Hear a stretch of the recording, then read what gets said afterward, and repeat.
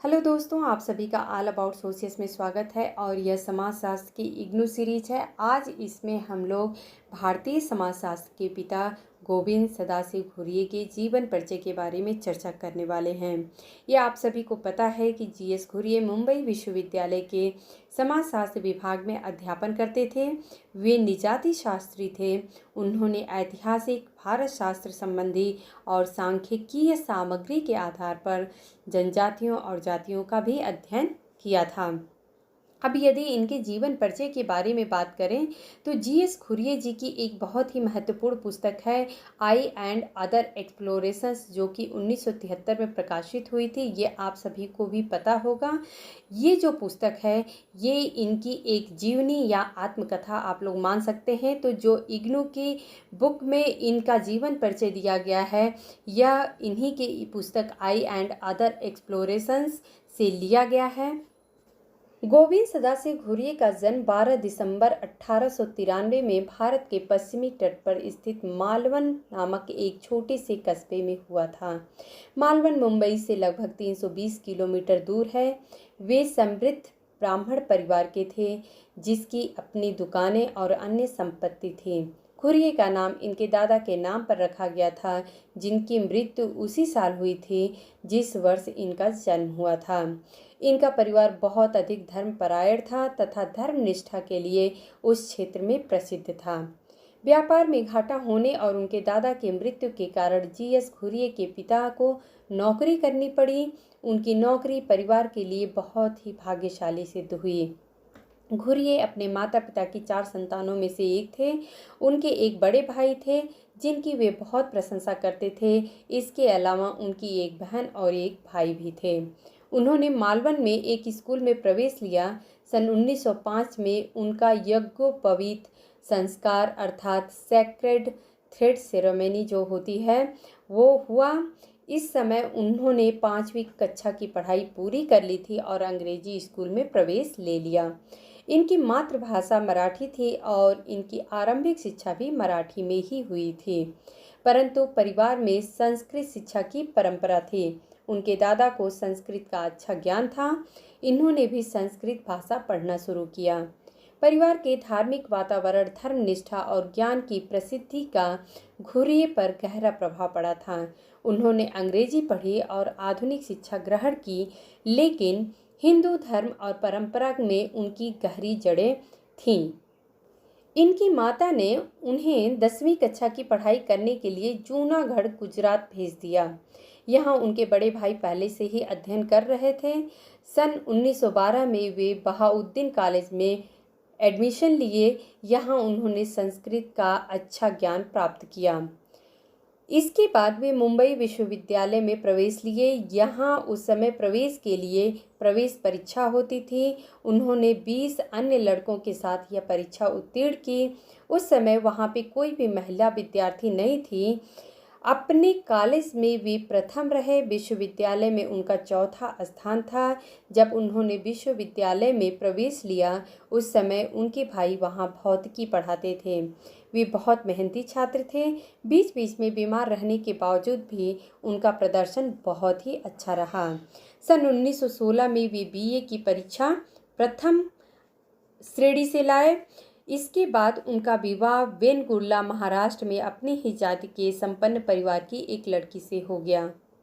महाराष्ट्र की परंपरा के अनुसार विवाह के बाद माता पिता ने उनकी पत्नी का नाम रुक्मणी रख दिया, जिसे बाद में घुरिये ने बदल दिया। 1923 में जब घुरिये ने अपनी गृहस्थी शुरू की तो वे फिर से अपनी पत्नी को पुराने नाम साजूबाई से बुलाने लगे। वे शादी के बाद लड़की के पहले नाम को बदलने की परंपरा के विरुद्ध थे। वे शरीर को गुदवाने की परंपरा के भी विरुद्ध थे, क्योंकि वे इसे क्रूरतापूर्ण क्रिया मानते थे। बीए की परीक्षा के अच्छे परिणाम के लिए उन्हें भाऊ दाजी पुरस्कार मिला।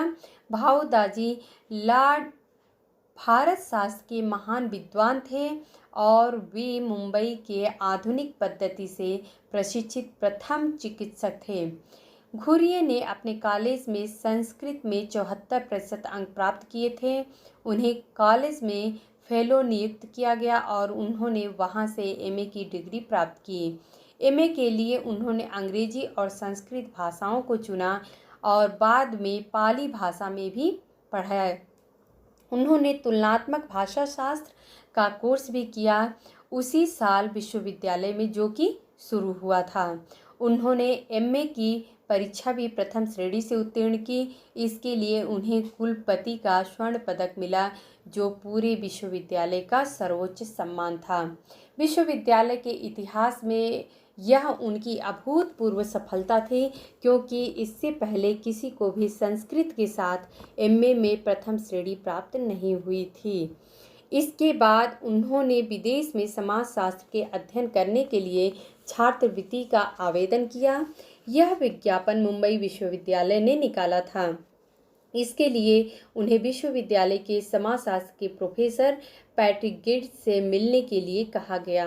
गिड्स के कहने से उन्होंने मुंबई एक शहरी केंद्र विषय पर निबंध लिखा। तो यह आप लोगों को एक इम्पॉर्टेंट फैक्ट्स मिल रहा है कि इन्होंने जो निबंध लिखी थी उसका टॉपिक था मुंबई एक शहरी केंद्र, जिसकी गेडिस ने अत्यधिक प्रशंसा की। इसके परिणाम स्वरूप घुरिये को विदेश के अध्ययन के लिए छात्रवृत्ति मिल गई।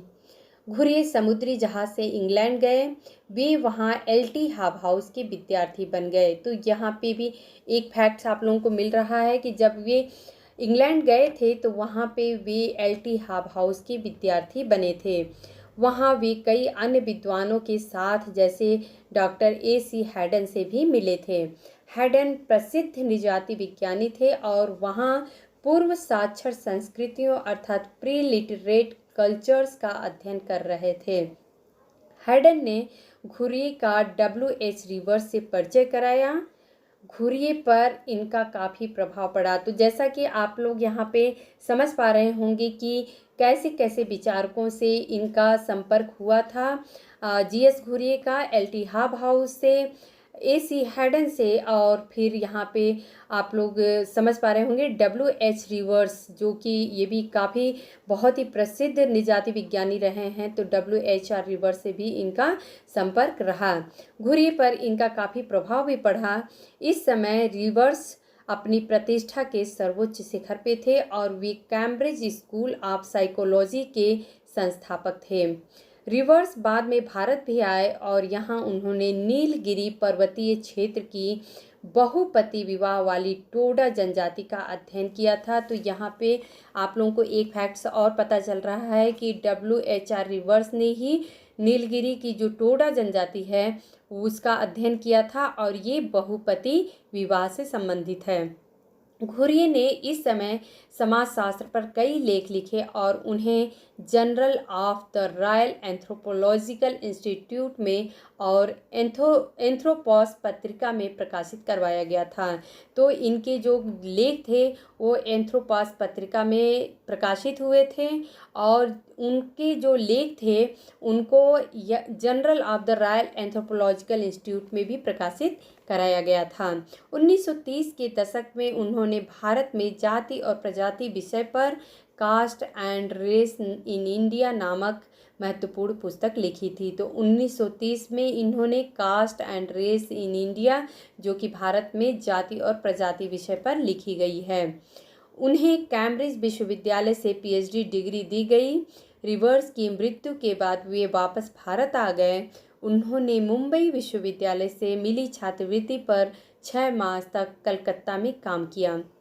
इसके पश्चात 1924 में उन्हें और कलकत्ता विश्वविद्यालय के KP चट्टोपाध्याय को मुंबई विश्वविद्यालय में समाजशास्त्र के रीडर पद पर नियुक्त कर दिया गया। घुरिये को यह नियुक्ति इसलिए दी गई कि उन्हें WHR रिवर्स ने अत्यधिक सम्मान और मान्यता दी थी। तो यहाँ पे आप लोग ये समझ पा रहे होंगे कि यहाँ पे कुछ जोड़ तोड़ के नहीं बताया गया है, बल्कि जो इनकी पुस्तक में लिखा गया है आई एंड अदर एक्सप्लोरेशंस, जो इनकी पुस्तक है, इसी पुस्तक में ही लिखा गया है कि घुरिये को यह नियुक्ति इसलिए दी गई थी क्योंकि उन्हें WHR रिवर्स से बहुत ज़्यादा सम्मान और मान्यता दी गई थी। उसी साल इन्होंने मुंबई एशियाटिक सोसाइटी की सदस्यता स्वीकार कर ली। उनके मार्गदर्शन में कई विद्यार्थियों ने शोध कार्य किए। उनके कई विद्यार्थी आज भी प्रसिद्ध समाजशास्त्री हैं, जिन्होंने समाजशास्त्र और सामाजिक नीतिशास्त्र के विकास में महत्वपूर्ण योगदान दिया है। मुंबई विश्वविद्यालय में रीडर पद पर नियुक्त होने के 10 साल बाद सन 1934 में उन्हें प्रोफेसर और समाजशास्त्र विभाग का अध्यक्ष बना दिया गया। 1934 में उन्हें इंडियन साइंस कांग्रेस के नीतिशास्त्र भाग का अध्यक्ष चुना गया।